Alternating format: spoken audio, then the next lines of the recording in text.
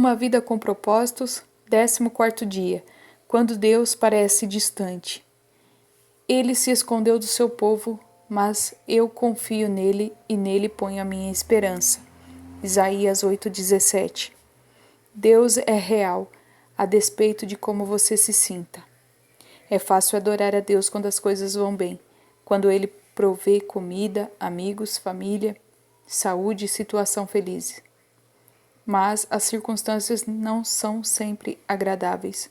E como então você irá adorar a Deus? O que fazer quando Deus parece estar a milhões de quilômetros? A mais profunda adoração é louvar a Deus a despeito da dor, dar graças durante a provação, manter a confiança nele em meio à tentação, render-se a ele durante um sofrimento e amá-lo quando ele parece distante. Amizades são frequentemente testadas por separação e silêncio. Ou você é separado por uma distância física, ou está impossibilitado de conversar. Na sua amizade com Deus não será sempre que você se sentirá próximo dele. Philip Yancey observou sabiamente: todo relacionamento passa por períodos de proximidade e distanciamento, e no relacionamento com Deus, por mais íntimo que seja, o pêndulo vai oscilar de um lado para o outro. É aí que a adoração fica difícil. Para amadurecer a amizade, Deus irá testá-la com períodos de aparente separação, épocas em que se tem o sentimento de que Deus nos abandonou ou esqueceu. Tende-se a impressão de que Deus está a quilômetros de distância. João da Cruz se referiu a esses dias de seca espiritual, dúvida e distanciamento de Deus como a noite escura da alma. Henry Nouwen chamou-os de o mistério da ausência. A. W. Tozer chamou-os de o mistério da noite. Outros o mencionam como o inverno do coração. Com exceção de Jesus, Davi foi provavelmente quem teve uma amizade mais íntima com Deus do que qualquer outra pessoa. Deus teve prazer em chamá-lo de um homem segundo o meu coração. Apesar disso, Davi frequentemente reclamava da aparente ausência de Deus. Por que, Senhor, tu permaneces afastado na hora do sofrimento? Por que te escondes de mim? Por que me abandonastes? Por que está tão longe de salvar-me? Tão longe dos meus gritos e angústia? Por que me rejeitastes? É óbvio que Deus não o abandonou realmente, Davi, assim como não abandona você. Ele prometeu várias vezes: eu jamais o abandonarei ou rejeitarei. Mas Deus não prometeu: você sempre sentirá a minha presença. Aliás, Deus reconhece que algumas vezes esconde a sua face de nós. Existem momentos em que Deus parece ter desaparecido de nossa vida sem deixar pistas. Floyd McClung descreve o que acontece. Certo dia você acorda e percebe que todas as suas sensações de comunhão espiritual se foram. Você ora, mas nada acontece. Você repreende o diabo, mas isso não muda nada. Você faz exercícios espirituais, seus amigos oram por você, você confessa cada pecado que consegue imaginar e então sai por aí pedindo perdão a todos os que conhece. Você jejua e nada ainda. Você começa a se perguntar quanto tempo esta depressão espiritual irá durar? Dias? Semanas? Meses? Será que ela não vai acabar? Você tem a impressão de que as suas orações simplesmente batem no teto e voltam. Em absoluto desespero você grita: qual é o meu problema? A verdade é que não há nada de errado com você. Trata-se de uma parte normal da aprovação e amadurecimento da sua amizade com Deus. Todo cristão passa por isso ao menos uma vez. E, normalmente, várias vezes. É doloroso e perturbador, mas absolutamente vital para o desenvolvimento da sua fé. Ter conhecimento disso deu esperança a Jó quando não podia sentir a presença de Deus em sua vida. Ele falou: se vou para o Oriente, lá ele não está. Se vou para o ocidente, não o encontro. Quando ele está em ação no norte, não o enxergo. Quando vai para o sul, nem sombra dele eu vejo. Mas ele conhece o caminho por onde ando. Se me puser à prova, aparecerei como o ouro. Quando Deus parece distante, você pode pensar que ele está zangado ou está punindo por algum pecado. E, na verdade, o pecado realmente o desliga de uma amizade íntima com Deus. Nós entristecemos o Espírito de Deus e sufocamos nossa amizade com Ele ao desobedecer, entrar em conflito com outras pessoas, nos ocupar ou ter amizades com o mundo, além de outros pecados. Mas, frequentemente, esse sentimento de abandono e afastamento de Deus não tem nenhuma relação com o pecado. É um teste de fé que todos devemos enfrentar. Será que você continuará a amar, confiar, obedecer e adorar a Deus, mesmo quando não sente a sua presença, nem há evidências visíveis da sua ação divina em sua vida? Nos dias de hoje, o erro mais comum que os cristãos cometem ao adorar é buscar uma experiência em vez de buscar a Deus. Eles buscam sensações e, se elas ocorrem, concluem que foram bem-sucedidos em adorar. Errado. Na realidade, Deus em geral afasta as nossas sensações para não dependermos dela. Buscar sensações, mesmo uma sensação de proximidade com Deus, não é adoração. Quando você é um cristão novo, Deus lhe dá muitas emoções comprobatórias e frequentemente responde às orações mais imaturas e egoístas. Tudo para que você saiba que Ele existe. Mas, à medida que você cresce na fé, Ele irá emancipá-lo dessa dependência. A onipresença de Deus e a manifestação da sua presença são coisas diferentes. Uma é um fato e a outra é frequentemente uma sensação. Deus está presente sempre. Mesmo que você não perceba sua presença, a sua presença é muito profunda para ser medida por uma mera emoção. Sim, Ele quer que você sinta a sua presença, porém, Ele está mais interessado que você confie, e não tanto que o sinta. Fé e não sentimentos agrada a Deus.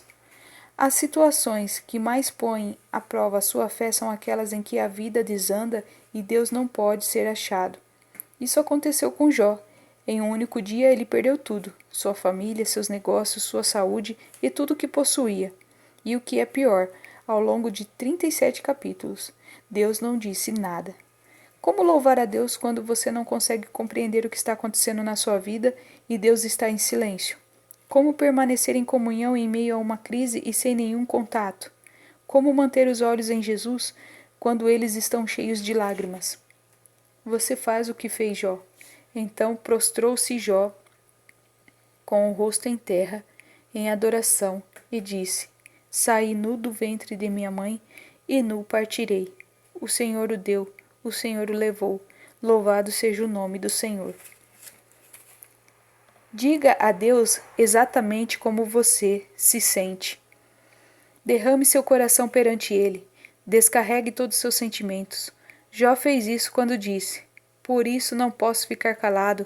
Estou aflito, tenho de falar. Preciso me queixar, pois o meu coração está cheio de amargura. Quando Deus lhe pareceu distante, ele clamou: Como tenho saudade dos dias do meu vigor, quando a amizade de Deus abençoava a minha casa. Deus pôde lidar com suas incertezas, sua raiva, seu sofrimento, sua confusão e suas indagações. Você sabia que admitir seu desespero para Deus pode ser uma declaração de fé? Confiando em Deus e sentindo desespero ao mesmo tempo, Davi escreveu: Cri, por isso falei. Estou completamente arruinado.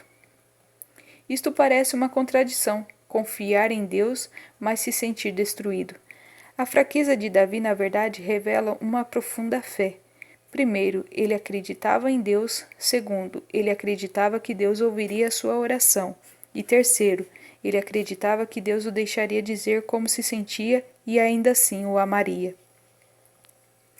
Concentre-se em quem Deus é, sua natureza imutável.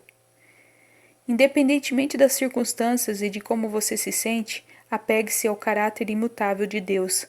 Lembre-se daquilo que é eternamente verdadeiro a respeito de Deus. Ele é bom, ele me ama, está comigo, sabe por que coisas estou passando. Ele se importa e tem um bom plano para a minha vida. Raymond Edman disse: Nunca duvide na escuridão do que Deus lhe disse na luz. Quando a vida de Jó se desfez e Deus permaneceu em silêncio, Jó ainda achou os seguintes motivos para louvar a Deus. Ele é bom e amoroso, ele é todo-poderoso, ele repara em cada detalhe da minha vida, ele está no controle, ele tem um plano para a minha vida, ele vai me salvar. Confie que Deus cumprirá as promessas. Em tempos de seca espiritual, você deve confiar pacientemente nas promessas de Deus e não nas emoções. Deve perceber que Ele o está levando a um nível mais profundo de maturidade. Uma amizade baseada em emoções na verdade, frívola. Então, não fique preocupado com os problemas. As circunstâncias não podem mudar o caráter de Deus. A graça de Deus ainda está a plena força. Ele ainda é a seu favor, mesmo que você não possa senti-lo. Na ausência de circunstâncias confirmativas, Jó se apegou à palavra de Deus. Ele disse: Não me afastei dos mandamentos dos seus lábios, dei mais valor às palavras de sua boca do que ao meu pão de cada dia. Essa confiança na palavra de Deus fez que Jó permanecesse fiel, ainda que nada fizesse sentido. Sua fé foi forte em meio à dor. Embora ele me mate, ainda assim esperarei nele. Quando você se sente abandonado por Deus e mesmo assim mantém sua confiança nele, a despeito dos seus sentimentos, você o está adorando de forma mais profunda. Lembre-se do que Deus já fez por você. Se Deus nunca tivesse feito nada mais por você, ele ainda mereceria seu louvor ininterrupto pelo resto de sua vida por causa do que Jesus fez por você na cruz. O Filho de Deus morreu por você. Este é o maior de todos os motivos para adorar. Infelizmente, esquecemos os detalhes cruéis do torturante sacrifício que Deus fez a nosso favor. A familiaridade traz a complacência. Mesmo antes de sua crucificação, o Filho de Deus foi desnudado, espancado, até ficar quase irreconhecível, açoitado, ridicularizado e escarnecido, coroado com espinhos e cuspido de forma humilhante, ultrajado e ridicularizado por homens desalmados. Ele foi tratado pior do que um animal. Então, quase inconsciente pela perda de sangue, ele foi forçado a arrastar uma cruz colina acima. Foi pregado nela e deixado para morrer com a lenta e excruciante tortura da morte por crucificação. Enquanto seu sangue escorria, escarnecedores ficavam ao redor e gritavam insultos, desafiando sua afirmação de que era Deus. Em seguida, como Jesus assumiu em si mesmo a culpa pelos pecados de toda a humanidade, Deus desviou os olhos daquela horrível visão e Jesus gritou em total desespero: meu Deus, por que me abandonaste? Jesus poderia ter se salvado, mas então não poderia salvar você. Palavras não podem descrever as trevas daquele momento, porque Deus permitiu e suportou tão medonho e perverso ato de crueldade? Por quê? Para que você pudesse ser poupado da eternidade no inferno e para que você pudesse partilhar de sua glória para sempre. A Bíblia diz: Em Cristo não havia pecados, mas Deus colocou sobre Cristo a culpa dos nossos pecados, para que nós, em união com Ele, vivamos de acordo com a vontade de Deus.